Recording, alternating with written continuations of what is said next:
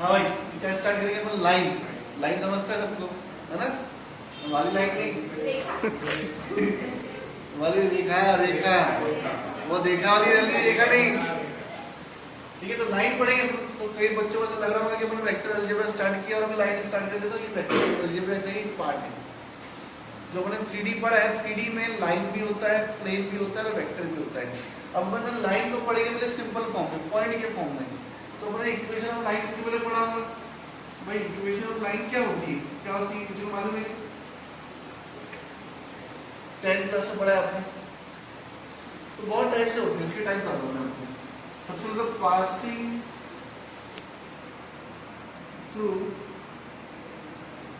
Origin अगर कोई line अरे आपने पढ़ा ना स्ट्रेट मोड में पेयर ऑफ स्ट्रेट लाइन नहीं पढ़े ना देखो पासिंग थ्रू ओरिजिन अगर कोई इक्वेशन ओरिजिन से पास हो तो क्या हो जाएगा उसकी इक्वेशन y mx होता है सिर्फ आपको स्लोप लगाना है where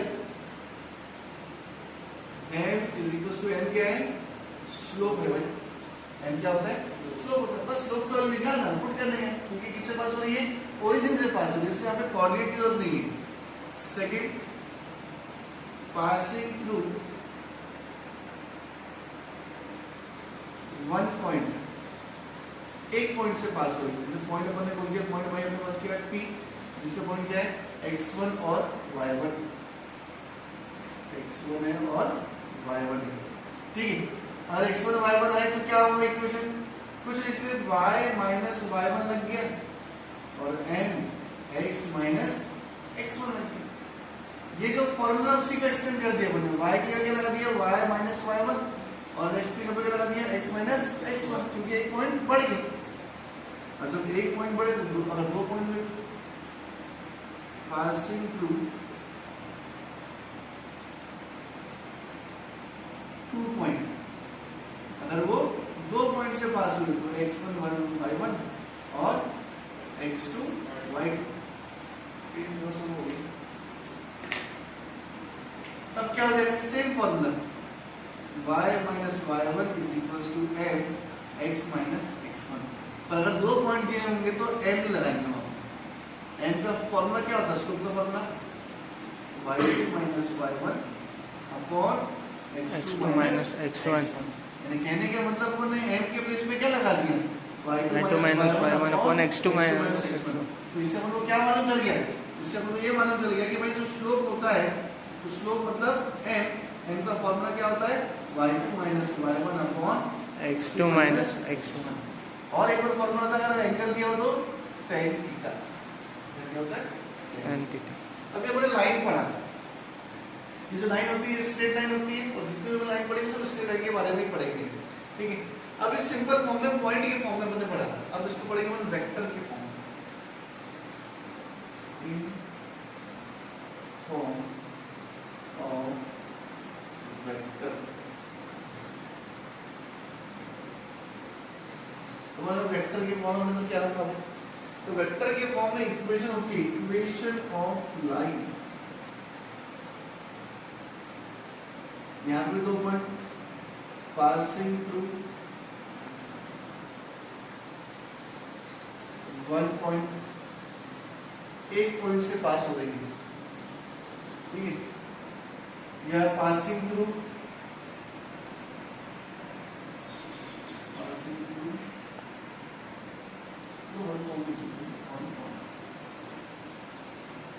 and parallel to other vector लिखने का मतलब क्या हो गया कि लाइन जा रही है भाई ऐसा एक पॉइंट से क्या हो रही हो पास हो रही है मतलब किससे पास हो रही है वेक्टर a से पास हो रही है किसके पैरेलल है वेक्टर b के पैरेलल वही बोला ना यहाँ पे passing through one point and parallel to the other vector तो इस समय इक्वेशन क्या हो जाएगी r is equals to a plus lambda b क्या हो जाएगा r is equals to x a plus lambda b where vector r is equals to होता है xi plus yj plus zk क्या होता है xi plus yj plus zk। अभी पहला पॉइंट हो गया। दूसरा पॉइंट ये हुआ कि भाई ये पैरेलल नहीं है, यहीं पे अगर दो पॉइंट हुए तो क्या हो जाएंगे, वही लिखेंगे अपन पासिंग थ्रू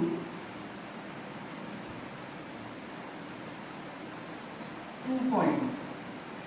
अगर वो दो पॉइंट से देखिए अपन डिफरेंस मैंने आपको इसलिए बताया कि ये लाइन अपन ने पढ़ा है, आपने straight pair of straight line पढ़ा है, वहां पे ये फॉर्म लिखते हैं। ये स्ट्रेट वर्ड का ही चैप्टर है, स्ट्रेट वर्ड में एक चैप्टर है line and plane, lesson number 6 part 1 का। वहां पे आपको ये पढ़ने पड़ेगा line and plane.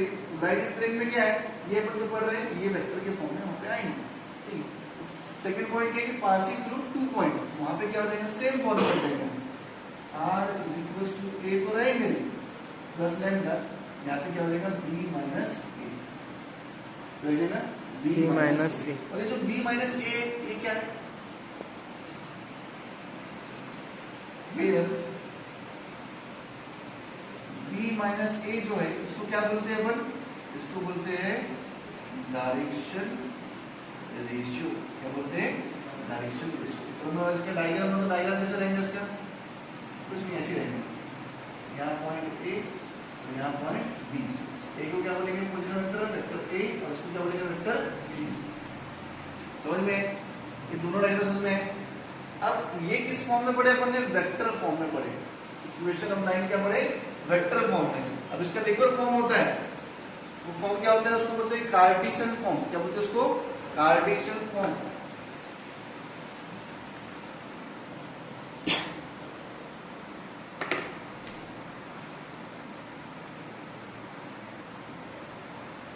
Cartesian form.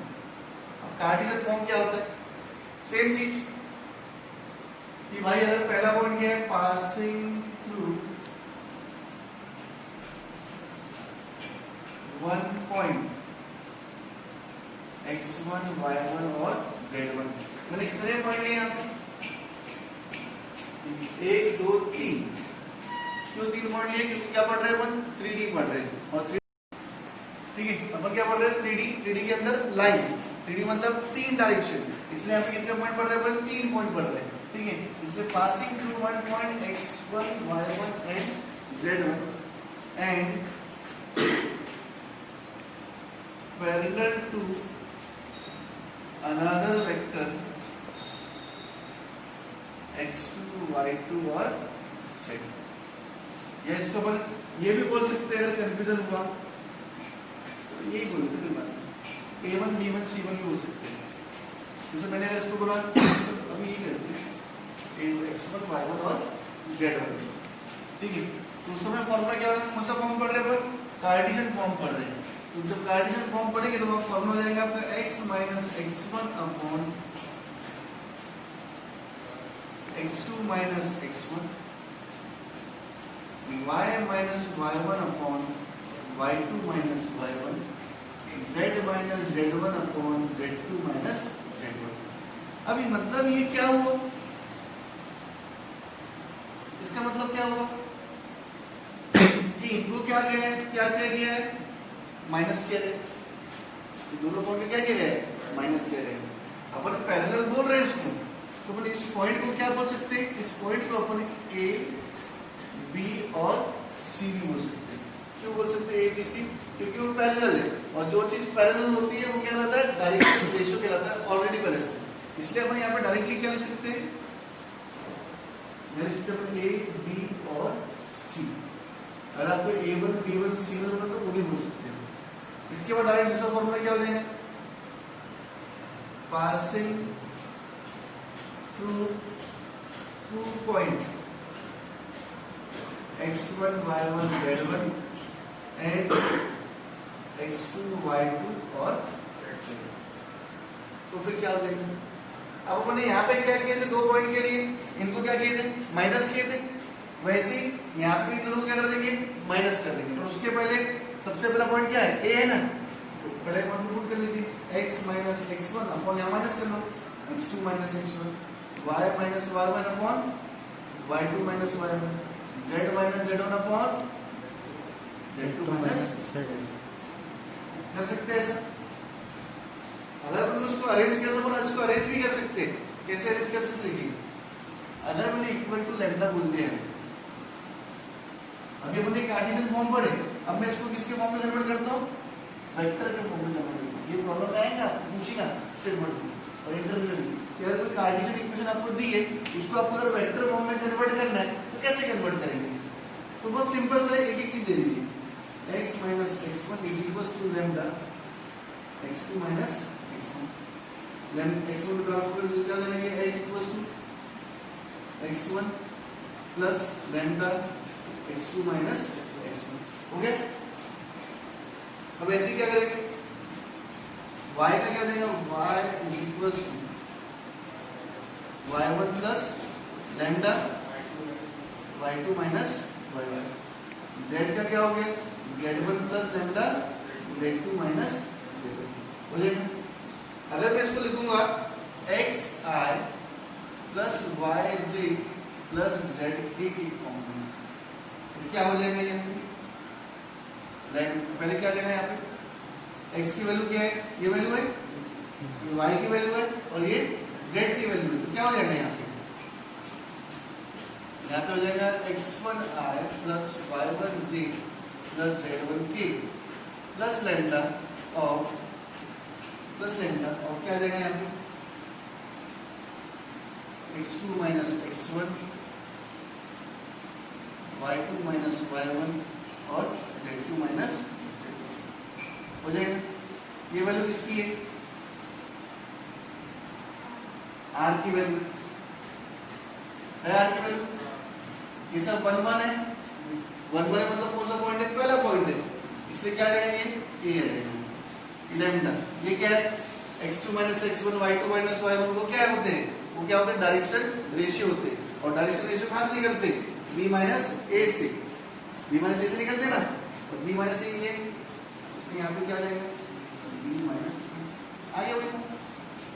मतलब अपने कार्टेशियन फॉर्म से क्या लेके आ गए, वेक्टर फॉर्म में। वेक्टर फॉर्म से अपन कार्टेशियन फॉर्म भी ला सकते हैं, उसमें कोई दिक्कत नहीं होगी। जब हम प्रॉब्लम पढ़ेंगे तो आ जाएंगे आराम से। इतना आपको बेसिक समझ आना चाहिए।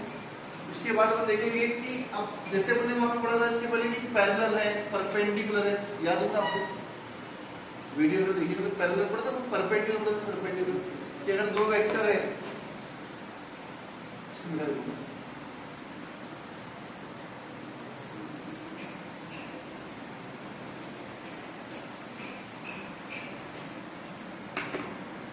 जैसे एक वेक्टर a है और दूसरा वेक्टर b है, ये क्या है, परपेंडिकुलर।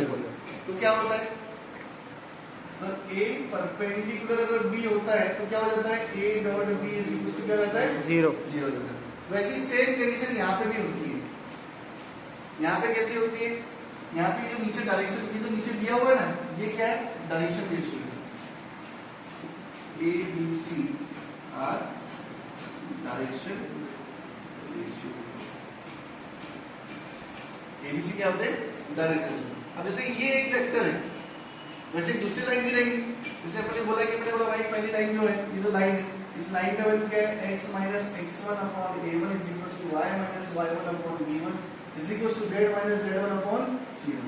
वैसे ये लाइन क्या हो जाएगी आपकी, x minus x2 upon a2 y minus y2 upon b2 z minus z2 upon c2, है ऐसा। तो अगर ये परपेंडिकुलर हुआ तो जो इनके डायरेक्शन रेशियो रहते हैं, क्या रहते हैं, डायरेक्शन रेशियो रहते हैं, इनका मल्टीपल, मतलब a1 a2 plus b1 b2 plus c1 c2 इसी कुछ क्या हो जाता है, 0 0 हो जाता है। और इनका एंगल भी निकालना हो, एंगल मतलब cos थीटा भी अगर निकालना हो इन दोनों लाइन के बीच का, तो वहां पे भी एंगल का फॉर्मूला क्या हो जाएगा, a1 a2 plus b1 b2 plus c1 c2 upon under root of a1 square plus b1 square plus c1 square into under root of a2 square plus b2 square plus c2 square. ये क्या हो जाएगा आपका cos theta का formula. ये किस form में, Cartesian form में। किस फॉर्म में, ये कार्टेशियन फॉर्म में। अगर ये वेक्टर फॉर्म में अगर cos का फॉर्मूला निकालना होता तो क्या होता, तो वेक्टर ये किसके फॉर्म में, कार्टेशियन के फॉर्म में। अगर मुझे वेक्टर फॉर्म में निकालना होता है। तो लाइन क्या होती है, r is equal to a1 plus lambda b1, r is equal to a2 plus mu b2। होता है ऐसा? अरे ये किस फॉर्म में, वेक्टर फॉर्म में, ये किस फॉर्म में, कार्टेशियन फॉर्म में। कार्टेशियन फॉर्म में एंगल ये लग गया, वेक्टर फॉर्म में क्या लगेगा, वेक्टर फॉर्म में फॉर्मूला बहुत सिंपल लगेगा। यहाँ पे क्या हुआ, ये a1 a2 तो मल्टीप्लाई हुआ है, तो a1 a2 upon mod of a1 और मॉड ऑफ a2। मॉड मतलब क्या होता है, किसी भी अंडर रूट, जैसे a1 है, a1 का क्या हो जाएगा, under root of a1 square plus b1 square plus c1 square हो जाएगा। इसका क्या हो जाएगा, under root of a2 square plus b2 square plus c2 square हो जाएगा। समझ में आया? तो अपने सब फॉर्मूले पढ़े अपने आज, सारा बेसिक पढ़ा। तो जब हम प्रॉब्लम सॉल्व करेंगे तो एक एक करके आपको एक एक फॉर्मूले समझाएंगे।